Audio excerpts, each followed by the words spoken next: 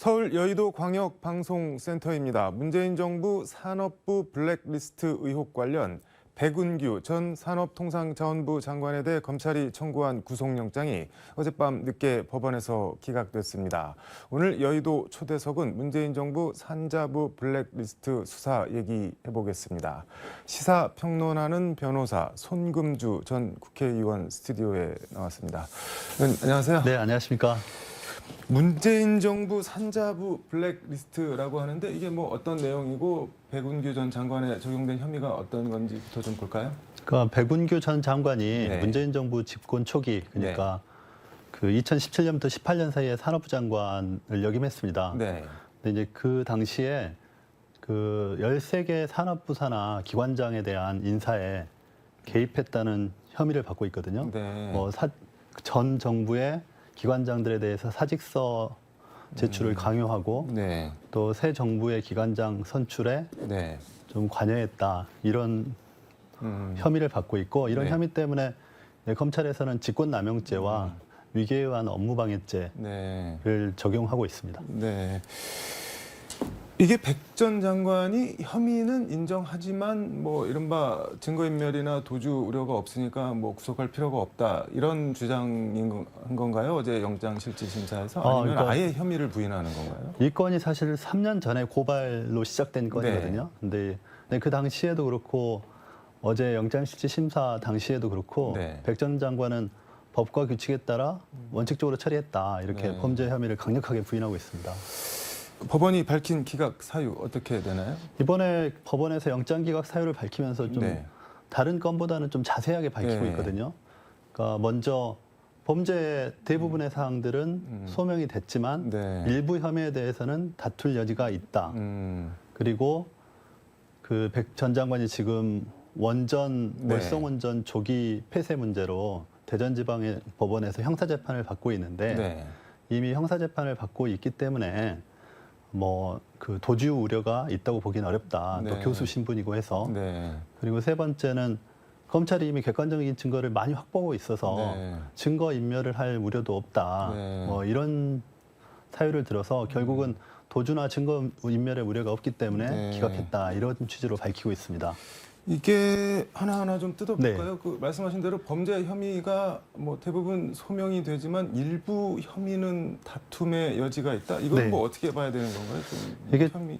사실 최근에 그 네. 김은경 환경부 전 장관 아마 기억하실 겁니다. 네네. 그 산하기관 인사에 개입했다고 그래서 직권남용죄 등으로 기소가 되고 실제 이제 실형이 선고됐거든요. 네. 근데 이 건하고 굉장히 비슷한 건입니다. 네. 근데 그 당시에도 그렇고 이번 사건도 그렇고 직권남용죄가 성립하는 데 있어서 그 당사자, 네. 그러니까 장관의 업무 범위에 해당하는지에 대한 쟁점이 있고 네. 또 그 당사자가 계속 부인을 하고 있기 때문에 그 고의성이 있는지에 대한 다툴 여지가 있다, 뭐 이런 취지가 아닌가, 이렇게 네. 추측을 해봅니다.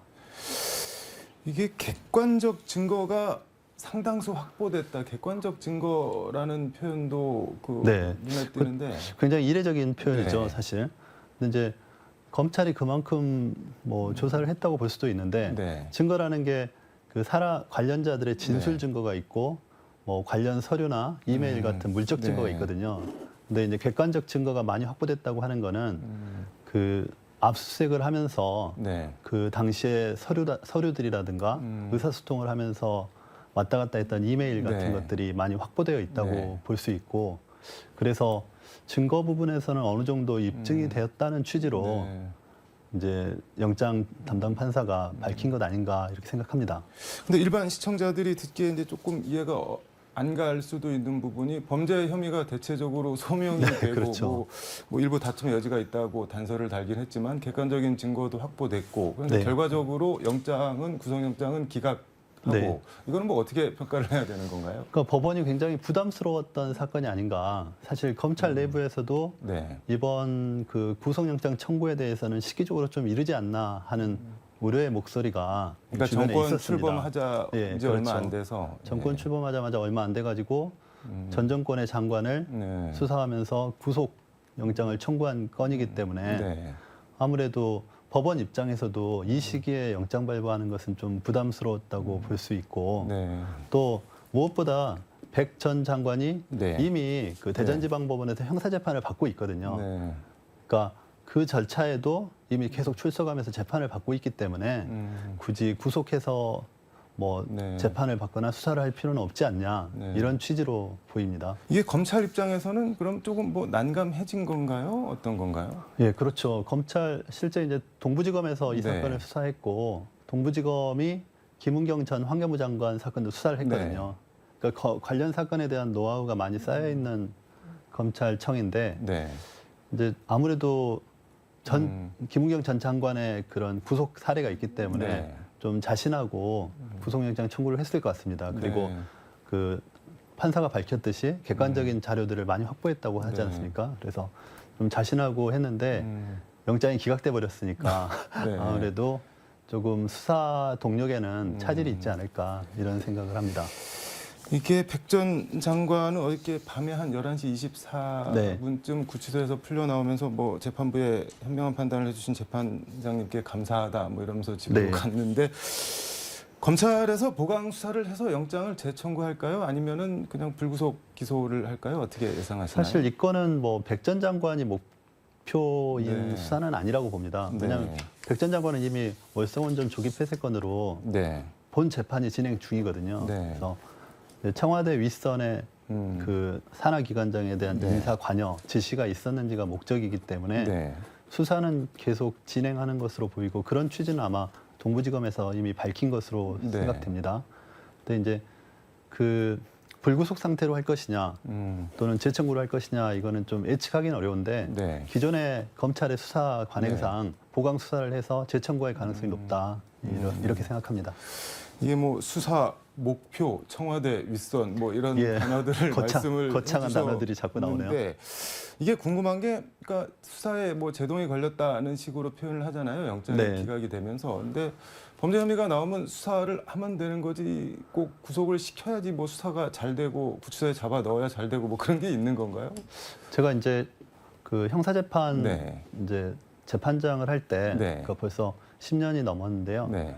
그때 이제 법원에서 대대적으로 그 불구속 수사 원칙을 관철시키려는 노력을 했거든요. 네. 판사들 사이에서. 그래서 가능하면은 그 영장 청구가 오더라도 뭐 증거인멸이나 도주 우려가 없으면 네. 그냥 재판을 받고 재판이 끝나고 구속시키자. 실질적으로 실형을 선고하면서 구속시키자. 네. 이런 논의가 있었고 그것이 원칙이었는데 이제 두 가지가 있을 것 같아요. 첫 네. 번째는 수사의 속도 문제. 그러니까 검찰이 기획하고 있는 수사 네. 속도에 맞춰서 이제 협조를 받을 수 있는 그러니까 수사 대상자, 피의자의 네. 협조를 받을 수 있는 문제가 있을 것이고 두 번째는 이제 피의자의 정서적인 문제도 있지 않겠습니까? 심리적으로 아무래도 압박 이제 같은 구속된 거를. 상태에서 조사를 받게 되면 그 이제 방어권 측면에서 아무래도 좀 어려운 측면이 있다. 네. 그래서 더 검찰 수사에 적극적으로 협조할 가능성이 높다. 이렇게 보는 것 같습니다. 알겠습니다. 문재인 정부 인사수석실에서 행정관을 지낸 민주당 박상혁 네. 의원, 이 박 의원이 그 청와대랑 백운규 전 장관 그 연결 고리로 지금 지목이 되고 있는 것 같은데 이 누구죠? 박상혁 의원 포함해서 청와대 윗선으로 가는 수사. 그럼 이제 앞으로 어떻게 될까요? 일단 구속 영장이 기각이 됐는데. 그러니까 백운규 전 장관에 대한 영장이 기각돼서 네. 어느 정도 수사의 속도는 조금 떨어지겠지만 네. 이 수사의 목표 자체가 청와대 윗선이라고 본다면 네. 또 아까 말씀드린 대로 증거 자체가 상당 부분 확보됐다고 검찰은 판단하는 것 같아요. 네. 그래서 수사의 속도는 또 방향이나 이런 것들은 강도는 계속해서 유지할 것으로 네. 보입니다. 아마 그 박상혁 의원 같은 경우도 네. 일정을 잡아서 소환 조사를 하지 않을까 그렇게 생각됩니다. 알겠습니다. 시간상 마지막으로 이거 하나만 더 얘기해 네. 볼까요? 대장동 개발 의혹 수사 관련해서 검찰이 이재명 의원을 피의자로 특정했다는 내용이 CBS를 통해 이제 단독 네. 보도가 됐는데 이재명 의원이 이에 대해서 어저께 자신의 페이스북에 검찰발 조작 기사의 전형이다 이렇게 강하게 아주 반발을 했는데 일단 배임이 어떤 범죄고 어떤 경우 성립하는지 좀 설명을 해주실 수 있을까요? 그러니까 배임은 세 가지 요건을 갖춰야 되거든요. 네. 그러니까 타인의 업무를 수행하는 자가 자기나 제3자에게 네. 경제적 이득을 주고 그 타인인 본인한테는 손해를 입혀야 됩니다. 네. 근데 이 건에서는 사실 조사 과정에서 이재명 의원에게 개인적인 이득이 직접 갔다는 증거는 없거든요. 네. 또 제3자에게 이재명 의원이 줬다는 증거도 없어요. 네. 이제 그런 면에서 이재명 의원이 굉장히 적극적으로 반발하는 것으로 보입니다. 네. 이게 그러니까 쉽게 말해서 이재명 의원이 당시 성남시장이 뭔가를 해서 화천대유에 이익을 주고 거꾸로 성남시에는 큰 손해를 뭐 줬느냐. 있다. 이게 이제 예, 그 그렇죠. 성립되는 데 쟁점인 거잖아요. 근데 검찰도 뭔가 있으니까 뭐 대선 주자까지 지낸 야당 유력 정치인을 피의자로 특정하지 않았을까요? 그러니까 근데 아직 검찰에서 구체적으로 네. 그 이재명 의원의 배임 혐의의 증거에 대해서는 드러내놓은 건 없거든요. 네. 실체적 진실이 어떤지는 우리가 성급하게 판단할 수는 네. 없지만 이재명 의원 입장에서는 본인이 받은 게 없다. 뭐 제3자한테 자기가 혜택을 준 것도 아니고 네. 또 성남시에 손해를 입힌 것도 아니다. 이렇게 반발하고 네. 또 본인의 입장을 밝히고 있습니다.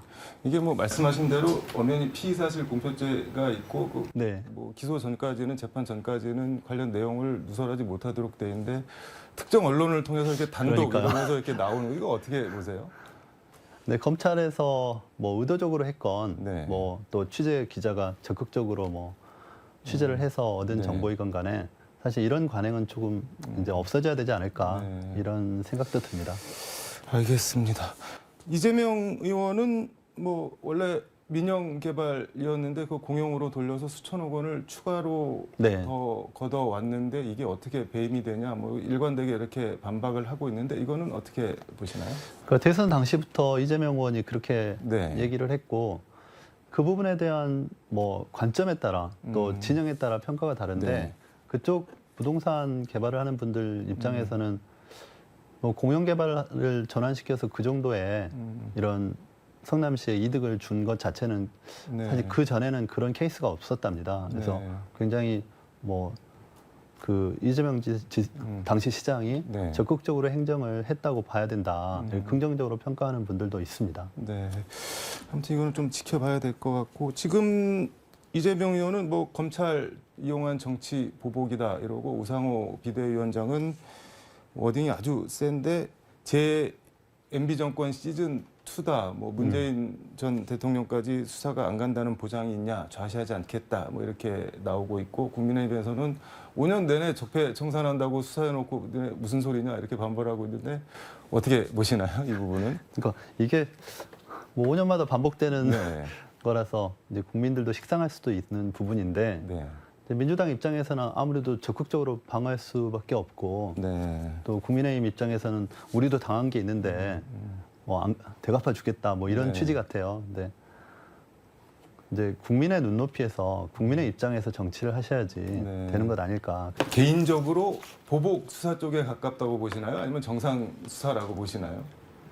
그 문재인 정부 때 했던 많은 수사들 중에 정부에서 재량 범위 내에서 할 수 있었던 일들이 사법의 잣대를 받고 처벌받은 것들이 많이 있습니다. 네. 근데 그 기준들을 동일하게 다시 이제 또 문재인 정부의 관료들에 대해서 적용을 시키고 있거든요. 근데 이렇게 되면 국가 정부 관계자들의 네. 그런 적극적인 업무 수행 능력이 떨어질 수밖에 없고 네. 또 재량권이 축소되면서 그냥 복지부동만 하게 됩니다. 네. 그러니까 대한민국의 발전 동력이 상실되는 거거든요.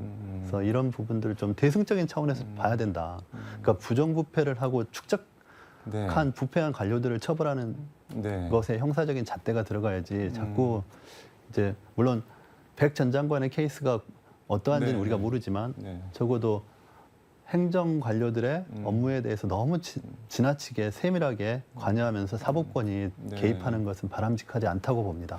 네, 여기까지 듣도록 하겠습니다. 오늘 말씀 잘 들었습니다. 감사합니다. 네, 감사합니다.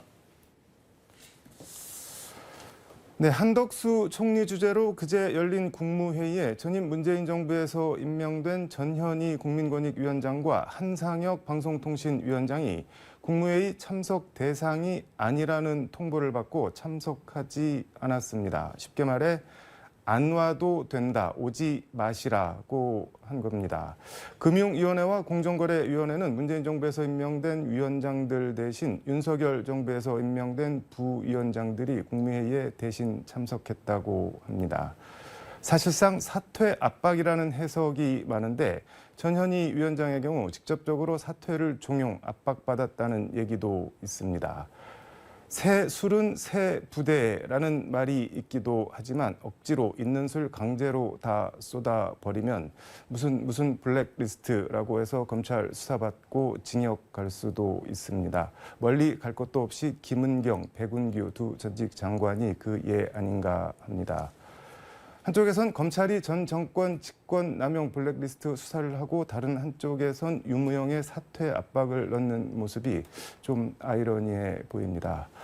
오늘 클로징이 좀 길었는데 아무튼 수사와 재판 결과를 지켜보도록 하겠습니다. 지금까지 서울 여의도 광역방송센터에서 전해드렸습니다. 광주 나와주세요.